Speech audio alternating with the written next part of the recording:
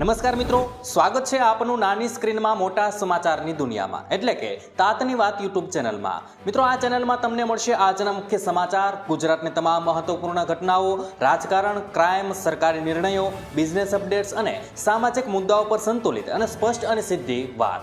મિત્રો, મારો એક જ મકસદ છે કે તમને ખોટી અપેક્ષાઓ વિના, ખોટી અપીલ વિના માત્ર સાચી માહિતી આપવી।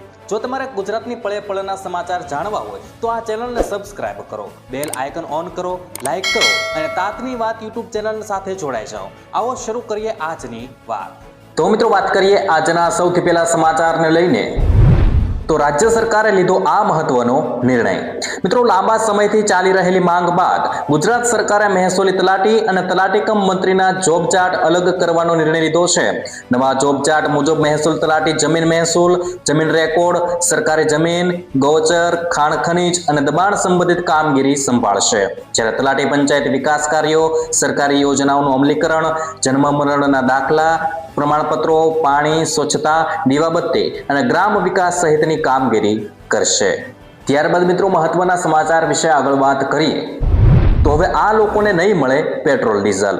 મિત્રો, રાજકોટ વાસીઓ માટે ખાસ સમાચાર સામે આવ્યા છે। રાજકોટ પોલીસ કમિશનર બ્રિજેશ કુમાર ઝા દ્વારા એક જાહેરનામું બહાર પાડવામાં આવ્યું છે અને જાહેરનામા મુજબ વાહનની બંને બાજુ HSRP નંબર પ્લેટ નહીં હોય તો પેટ્રોલ ડીઝલ નહીં મળે। જાહેરનામું ભંગ કરનાર વાહન ચાલક, પેટ્રોલ પંપ સંચાલકે સામે કડક કાર્યવાહી કરવામાં આવશે। નંબર પ્લેટ કાઢી રોફ મારનાર વાહન ચાલકોને અંકુશમાં લાવવા માટે આ મહત્વપૂર્ણ નિર્ણય લેવામાં આવ્યો છે। ત્યારબાદ મિત્રો, મહત્વના સમાચાર વિશે આગળ વાત કરીએ તો PM કિસાનનો 24મો હપ્તો ક્યારે આવશે? મિત્રો, પ્રધાનમંત્રી કિસાન સન્માન નિધિ યોજનાનો 23મો હપ્તો જૂનમાં 9 કરોડથી વધુ ખેડૂતોને મળ્યો હતો। યોજના હેઠળ સામાન્ય રીતે દર 4 મહિને હપ્તો જાહેર થાય છે, તેથી 24મો હપ્તો ઓક્ટોબર 2026માં જાહેર થવાની શક્યતા છે। જોકે તેની ચોક્કસ તારીખ અંગે કેન્દ્ર સરકારે હજુ સત્તાવાર જાહેરાત નથી કરી। હપ્તાની 2000 રૂપિયાની રકમ ડીબીટી મારફતે પાત્ર ખેડૂતોના બેંક ખાતામાં સીધી જમા કરવામાં આવે છે। ત્યારબાદ મિત્રો, મહત્વના સમાચાર વિશે આગળ વાત કરીએ તો 250 રૂપિયાના રોકાણ પર 1 લાખનું રિટર્ન। મિત્રો, જો સુકન્યા સમૃદ્ધિ યોજનામાં દર મહિને 250 રૂપિયા જમા કરવામાં આવે અને 8.2% વાર્ષિક વ્યાજ દર માનવામાં આવે છે તો કુલ 15 વર્ષમાં કુલ 45,000નું રોકાણ થવાનું છે। આ રકમ પર કમ્પાઉન્ડ વ્યાજ મળવાથી 21 વર્ષના સમયગાળામાં મેચ્યોરિટી સમયે અંદાજે 1.45 લાખ રૂપિયા મળી શકે છે, એટલે કે અંદાજિત 1 લાખ રૂપિયા જેટલું વ્યાજ મળી શકે છે। જોકે સરકાર વ્યાજ દર સમયાંતરે બદલે છે, તેથી વાસ્તવિક મેચ્યોરિટી રકમ લગભગ અલગ હોઈ શકે। ત્યારબાદ મિત્રો, મહત્વના સમાચાર વિશે આગળ વાત કરીએ તો LPG ગ્રાહકો માટે મોટા સમાચાર। મિત્રો, જો તમે હજુ સુધી તમારું KYC પૂર્ણ નથી કર્યું તો તમારા માટે ખાસ સમાચાર છે। ઘરેલું LPG ગ્રાહકો પાસે હવે KYC પૂર્ણ કરવા માટે થોડો સમય વધુ બચ્યો છે। ઓઇલ માર્કેટિંગ કંપનીઓ 16 ઓગસ્ટથી 23 ઓગસ્ટ સુધી સમય મર્યાદા લંબાવી દીધી છે અને ટેકનિકલ ખામીઓ અને સર્વર ડાઉન ટાઈમ જેવી સમસ્યાને કારણે આ નિર્ણય લેવામાં આવ્યો છે અને આ નિર્ણય બાદ હવે ગ્રાહકોને KYC કરવા માટે વધુ સમય મળ્યો છે। ત્યારબાદ મિત્રો, મહત્વના સમાચાર વિશે આગળ વાત કરીએ તો સોના ચાંદીના ભાવમાં ઘટાડો। મિત્રો, સોના ચાંદીના ભાવમાં ઘટાડો જોવા મળ્યો છે। MCX પર આજે સોનાનો ભાવ 691 રૂપિયા ઘટીને 1,55,149 રૂપિયા પ્રતિ 10 ગ્રામનો થયો છે, જ્યારે ચાંદીનો ભાવ 2,248 રૂપિયા ઘટીને 2,35,800 રૂપિયા પ્રતિ કિલોગ્રામ થયો છે। આ ઉપરાંત મિત્રો, અમદાવાદ, સુરત, રાજકોટ અને વડોદરા જેવા શહેરોમાં 22 કેરેટ સોનાનો ભાવ પ્રતિ 10 ગ્રામ 1,42,760 રૂપિયા છે, જ્યારે 24 કેરેટ સોનાનો ભાવ પ્રતિ 10 ગ્રામ 1,55,720 રૂપિયા છે। ત્યારબાદ મિત્રો, મહત્વના સમાચાર વિશે આગળ વાત કરીએ તો CNGના ભાવમાં વધારો। મિત્રો, સામાન્ય જનતાને મોંઘવારીનો વધુ એક ફટકો પડ્યો છે। ગુજરાત ગેસ કંપની લિમિટેડે CNGના ભાવમાં પ્રતિ કિલો 3.75 રૂપિયાનો તોતિંગ વધારો ઝીંક્યો છે।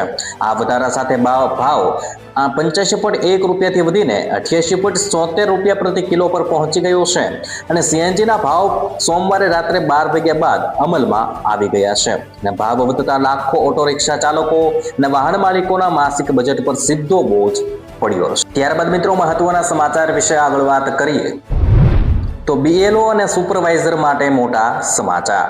મિત્રો, ગુજરાતમાં મતદાર યાદી સુધારણા અને એસઆઈઆર કામગીરીમાં જોડાયેલા બીએલઓ અને બીએલઓ સુપરવાઇઝરો માટે રાજ્ય સરકારે વિશેષ વન ટાઈમ ભથ્થાની જાહેરાત કરી નાખી છે. સત્તાવાર ઠરાવ મુજબ બીએલઓને 4,000 રૂપિયા, જ્યારે બીએલઓ સુપરવાઇઝરને 6,000 રૂપિયાનું વિશેષ ભથ્થું મળશે. કામગીરીના દિવસો અને ગુણવત્તાની સમીક્ષા એઆરઓ દ્વારા કરવામાં આવશે અને માનદ વેતન સાથે આ વિશેષ ભથ્થું પણ તેમના બેંક ખાતામાં જમા કરવામાં આવશે. ત્યારબાદ મિત્રો, આજની હવામાન આગાહી વિશે વાત કરી નાખીએ તો મઘા નક્ષત્રમાં વરસાદ. મિત્રો, આશ્લેષ નક્ષત્રના પ્રભાવ હેઠળ મોટા ટીપા સાથે વરસાદ પડવાનો હતો. જો કે હવે આ સમયગાળા દરમિયાન 15 થી 20 કિમીની ઝડપે પવન પણ ફૂંકાયો હતો. 19 ઓગસ્ટ દરમિયાન રાજ્યના કેટલાક ભાગોમાં વરસાદી ઝાપટા પડે એવી સંભાવના છે અને આ મઘા નક્ષત્ર કૃષિ ક્ષેત્ર માટે ખૂબ જ ઉત્તમ ગણાશે, જે પાકને નવું જીવન આપવાના છે. દક્ષિણ ગુજરાત અને પશ્ચિમ ઘાટમાં વરસાદ 20 થી 22 ઓગસ્ટ દરમિયાન દેશના પશ્ચિમ ઘાટના વિસ્તારો જેવા કે મુંબઈ અને મહારાષ્ટ્રના વિવિધ ભાગોમાં વરસાદ થવાની શક્યતા સેવાઈ રહી છે. ત્યાર પછી મિત્રો, બંગાળની ખાડીમાં મજબૂત સિસ્ટમ. મિત્રો, ઓગસ્ટના અંતમાં બંગાળની ખાડીમાં મજબૂત સિસ્ટમ 23 ઓગસ્ટથી વરસાદનું જોર ક્રમશઃ વધવાનું છે. ઓગસ્ટના માસમાં અંતમાં બંગાળની ખાડીમાં એક અત્યંત મજબૂત હવામાન સિસ્ટમ સક્રિય થવાની શક્યતા છે અને આ સિસ્ટમના લીધે 24, 25, 26, 27 અને 28 ઓગસ્ટ દરમિયાન ગુજરાતના અનેક વિસ્તારોમાં ભારેથી અતિ ભારે વરસાદ પડી શકે છે. 26 ઓગસ્ટ પછી રાજ્યમાં મેઘરાજા રૌદ્ર સ્વરૂપ ધારણ કરે એવી સંભાવના છે અને 31 ઓગસ્ટ સુધી વરસાદી માહોલ જળવાઈ રહેશે. ત્યાર પછી મિત્રો, સપ્ટેમ્બરમાં તહેવારો અને વરસાદી છાયા. મિત્રો, સપ્ટેમ્બર મહિનામાં પણ વરસાદથી રાહત મળે એમ નથી. જન્માષ્ટમીના તહેવાર દરમિયાન 4 અને 5 સપ્ટેમ્બરે વરસાદી માહોલ રહેવાનો છે. ત્યારબાદ 6 થી 10 સપ્ટેમ્બર દરમિયાન ઉત્તર અને મધ્ય ગુજરાતના ભાગો જેમ કે પાટણ, સમી, હારીજ, વિરમગામ, માંડલ, અમદાવાદ, મહેસાણા, બનાસકાંઠા, સાબરકાંઠા, અરવલ્લી, પંચમહાલ, વડોદરા અને ગાંધીનગરમાં વરસાદી ઝાપટા પડે એવી પૂરી શક્યતા છે.